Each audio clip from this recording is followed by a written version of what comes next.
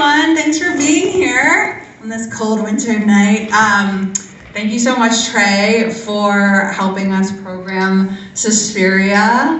The Film Society is amazing, so keep coming back. So thanks everyone for being here for this very special event of Suspiria with special guest, Payton McCARTY-SIMAS, who wrote this fantastic book, That Very Witch. And a novel idea for being here tonight. And Hello, Rosalie Hicks, Editor-in-Chief of Movie John. Thank you all for coming out. I'm so excited. This is our first event with Girls Like Horror for the year. And we have something coming up in February too. Here at PFS on Valentine's Day, we're doing a triple feature with Exhumed films, all 35. It's going to be Candyman, My Bloody Valentine, and Wicked Wicked. So check it out, Valentine's Day. We'll be set up here after the show, but please visit. I'm so excited to be here. I haven't been in Philly since I was a kid. It's fabulous, and I haven't had a chance to introduce Suspiria before. So basically, I'm an author, a programmer, and a film critic. This is my second book, and what I do in That Very Witch is I unpack the relationship between the history of feminism in America and a bunch of films from different eras, right? So I start with a little bit of an overview of the witch as an archetype and the relationship to the political history there, of which it's deep, it's a very long history, but then I really kick us off in 1958 with the birth of the second wave, and each section is kind of a capsule history of that period's movies, that period's feminism, and then I tie everything together in a bow with case studies of these women. And most people think of it as a giallo, which it's not. The scholars of giallo cinema get very irritated about this. Basically, giallo as a genre came up in the 1960s and kind of flourished in the 1970s through the early 1980s in Italy, and the way it kind of operates is a hybrid genre that kind of takes the whodunit, sexploitation, like Jungian and Freudian archetypes, and a bunch of blood, mixes them all together. The plots don't always make a lot of sense, but the music is always amazing, and we all have a great time. This movie feels like that because Goblin did the soundtrack, because it was one of the last films to actually be processed in Technicolor in Italy. It was the last one to be used, or to be made on the last Technicolor machine in Rome, and it's instantly iconic for that reason. It's red like my shirt, which I just popped a button on this not 3 minutes ago, so if it pops open, then you'll have to forgive me, but it's like movie appropriate at least. I had to get that out of the way before it literally happened to me. Okay, so basically this is a movie that made Argento incredibly famous in the United States. It was distributed by Fox and was the 7th highest grossing Fox movie of 1977. The critics were confused because it's confusing. Going back to giallo, the reason it's not a giallo is because it's a supernatural film first and foremost. This is a witch movie, and that's why we're here. The critics didn't love it that much. I mean, the New York Times was like, this is pretty, this is kind of cool. The Village Voice, though, understood that this movie is sensational. Jay Hoberman described it as a movie that only makes sense with your eyes, and that feels very correct. That being said, as a witch movie, that kind of intuitive logic becomes a little more coherent. It's based on a Thomas de Quincey opium-addled poem called Suspiria de Profundis. And it's co-written by Daria Nicolodi, who was the star of many of Argento's films, his longtime partner, the mother of Asia Argento, his daughter, and she kind of blended Snow White, Sleeping Beauty, her dreams, and this one weird story her grandmother told her about how she kind of happened across a bunch of witches one time. And that's how you get the plot of this film. So for our purposes, in terms of the politics of this movie, we're looking at a very European archetype. We're looking at an anxiety around collective feminine identity, right? What happens when women are in groups? What happens when older women are in charge of anything? So as we go through this movie, let's just think about what it means to be an individual in this film, how that works. Are you safe? What does that mean? We can think about fairy tale archetypes because there's a lot of, again, Sleeping Beauty here. There's a lot of Alice in Wonderland. I don't want to, get into this movie and really dig into it until the Q&A, and I'd be happy to chat about any particular themes, but it's a wild ride for people who haven't seen it. It's a beautiful time. It's always a great rewatch, and I hope you guys enjoy. Thank you so much. An American witch film. Thanks so much for coming all the way from New York. Oh my God, thank you for having me. That's great. It is funny that I'm not here to talk about the National Treasure book, because as soon as I got here, I was like, oh my God, the Liberty Bell, like in National Treasure. Yes. Okay, you have to come back. We'll plan a movie around it.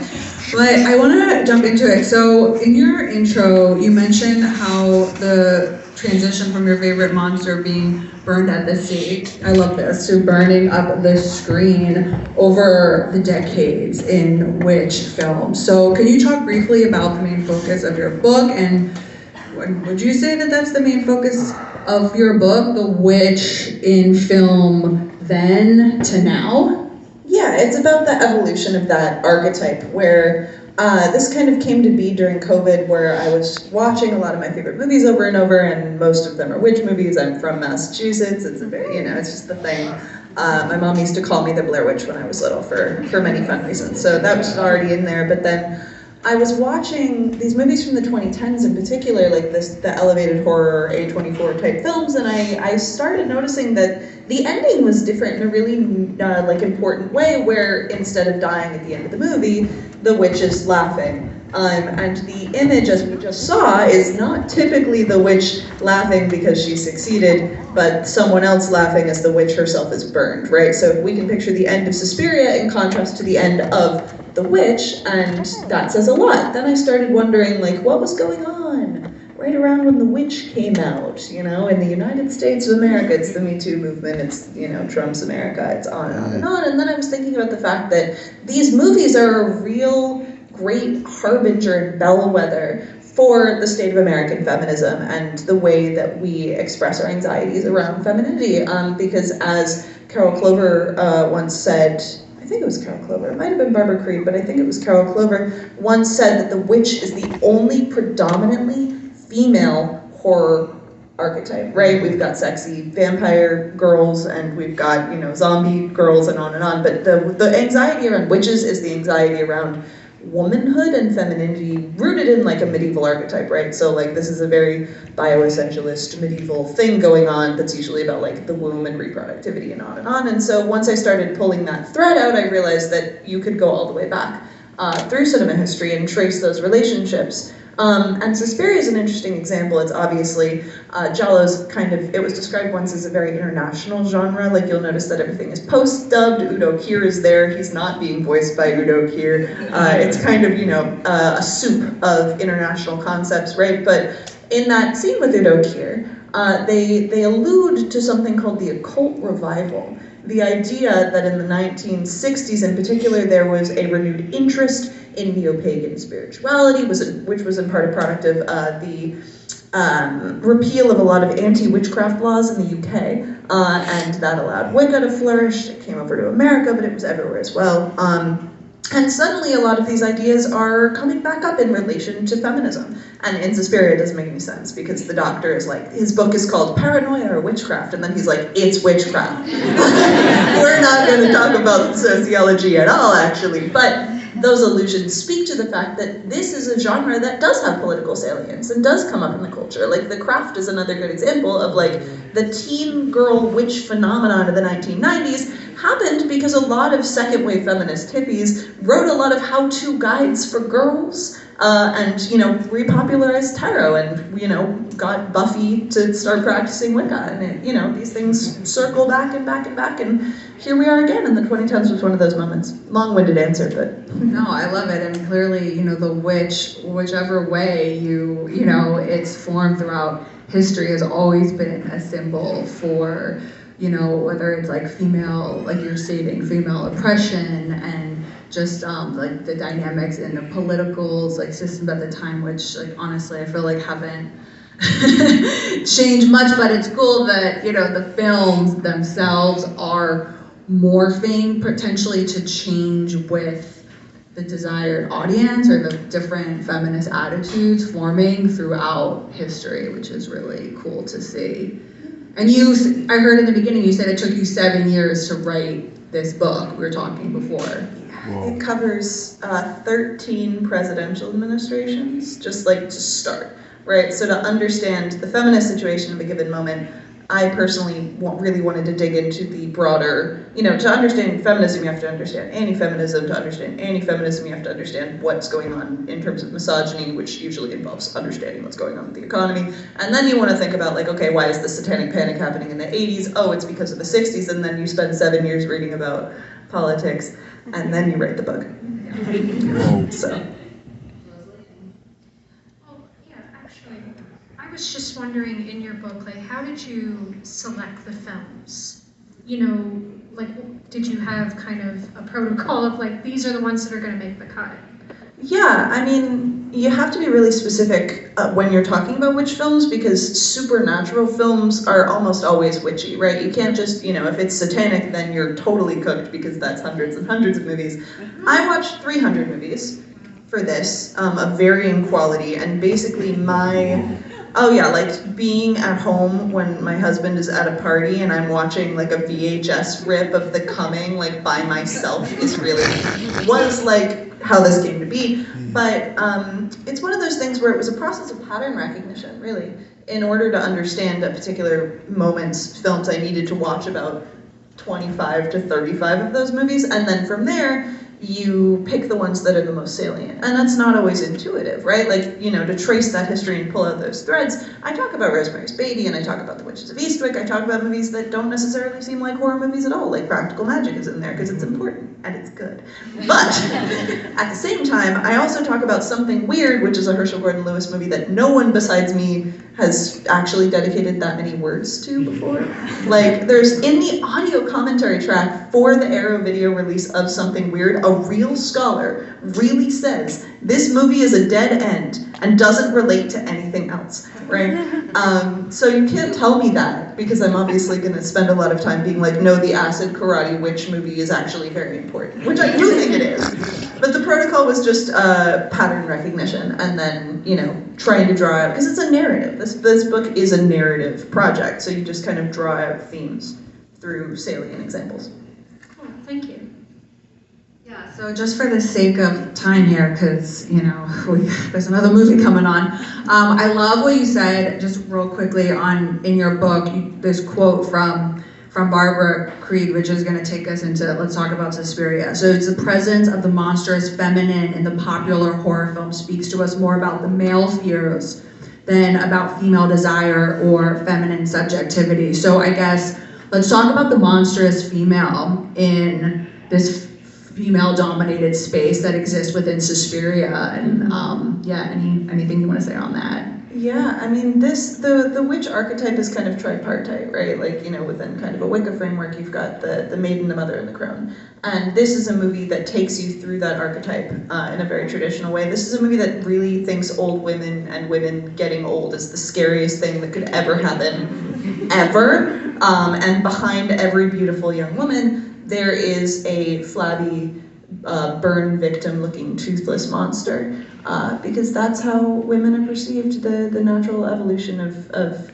the like female body is perceived as abject, right? Where it's like, not only is the idea that like AFAB people can like menstruate is disgusting, and the fact that they like birth is disgusting, but the fact that they're not sexy anymore at the end is the most disgusting part of all. And the fact that this is a movie that plays with those dynamics, where it's like this academy that's designed to facilitate perfect feminine performance or perfect gendered performance through ballet is really a facade for what's actually going on with women, which is their evil, controlling crones that exist in tandem with them. It's a very politically confused film, right? This one's deeply confused, but the fears there are very real, right? Where it's like capitalism as a system is something that they can manipulate because they come from a pre-capitalist place and mentality, which because there are like trees next to their school, even though they're like in Berlin, Berlin proper. They just belong to the natural world, that abject feminine thing. And so I think this is a great elucidation of that particular anxiety around the abject feminine in a kind of incoherent, screaming way. The 2018 film spends a lot of time trying to recycle those ideas and explore the broader like political situation and the Cold War and pull out all these threads in a way that's both successful in its ambitions and failed in its execution, I think, in a lot of ways. It's a very slow movie, but there's a lot to be said about it.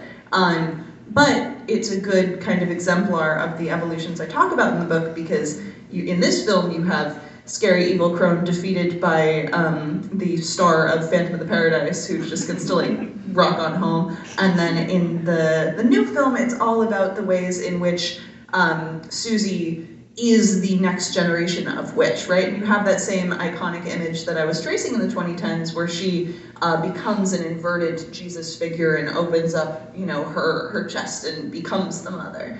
So you can see those political shifts in this film. Yeah, so it's like we're kind of running less away from the witch and more towards our inner witch, celebrating that, which is amazing. And I don't know if we are anymore, though. We were for a minute.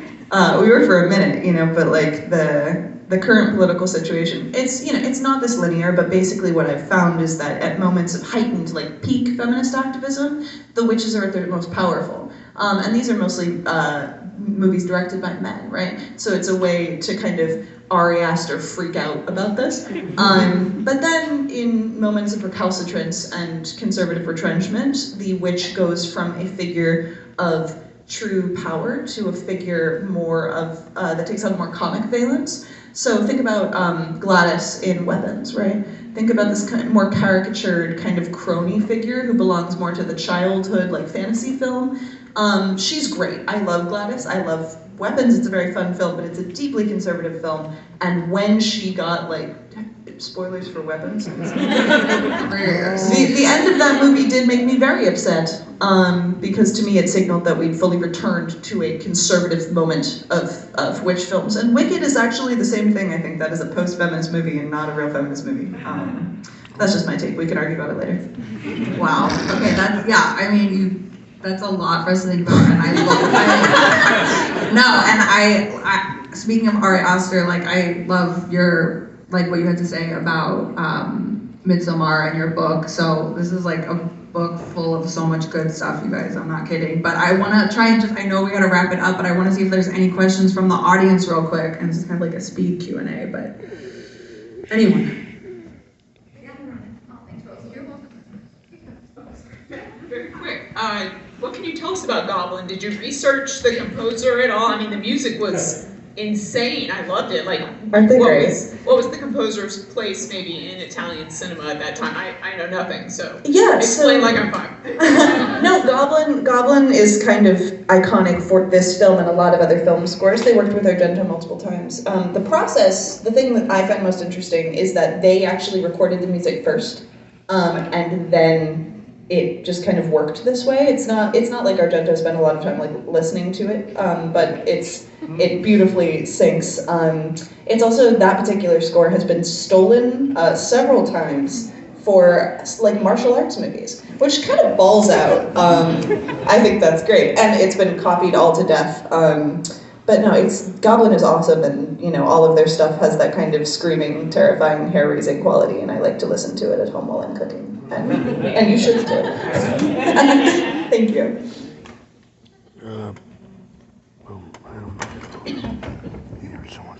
While you were writing this book and like watching all these movies, what was the most surprising like social climate versus which movie that you like came across? Yeah, I mean, I think the hardest section of this movie to write was the 80s, because it's what was happening is counterintuitive. The Satanic Panic is happening. There are people all over the United States, a lot of Europe, and a lot of people in Canada saying that there really were actual Satanists who were actually influencing their kids, trying to eat their kids and making their teenagers kill themselves through like Ozzy Osbourne. This is like a real thing. Thus, you might assume that there would be a lot of witches in the horror movies, but that's not the case. They actually kind of vanish into the background. There are iconic examples of witch films in the 1980s, but it's Elvira, right? It's the Witches of Eastwick. And so I had to spend a lot of time thinking about why that is. And the ultimate conclusion I came to is that the way anti-feminism works is much more subtle and insidious than we think of it, right? It's not just like John Birchers and Focus on the Family saying that feminists are lesbians and anti-capitalist and evil, although, but it's really the way it works is it's Anita Bryant being like, aren't you tired? Wouldn't you rather be at home? Like, doesn't capitalism suck so bad for you? Like, having a baby would be so much nicer, right? And so in the witch films, what actually ends up occurring is you have things like The Witches of Eastwick, great film. Those are 3 single women who are all employed, and then at the end of the movie, not only do they not have magical powers anymore, but they all have kids and live in a really nice house and wear frilly little outfits. So that arc, and thinking about the way those movies work on a conservative register was hard for me. Interesting, but yeah. It was like historically like this idea that maybe like the woman could have that at all, you know what I mean, at all, and then it was like kind of slowly taken away. Yeah. I mean, this is like back in the, this idea, right, for those who probably already all know, is like this something that movement that started, like back in the 1600s, 1700s. Yeah, just the way backlash works. We're back right now, like that is exactly what's happening, and that is, Erica Kirk is just copycatting, and you can see it in the movies, so.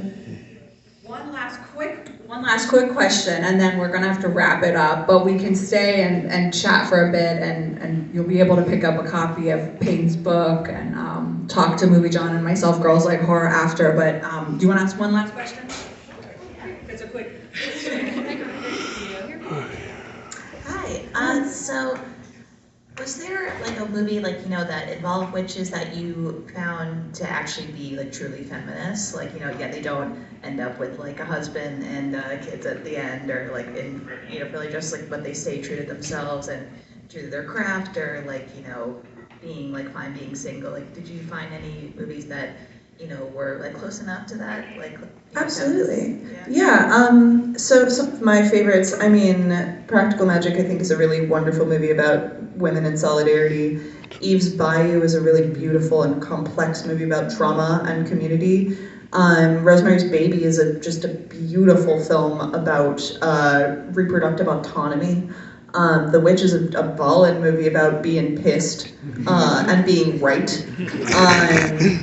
And then one that I plug all the time, that's kind of a level 3 good movie, in that it's kind of a bad movie, but it's really good anyway, is George Romero's Season of the Witch, which is kind of a parlor room comedy drama about middle age for women. And yeah, if you like Romero, if you can sit through George Romero's The Amusement Park, then you'll really like George Romero's Season of the Witch.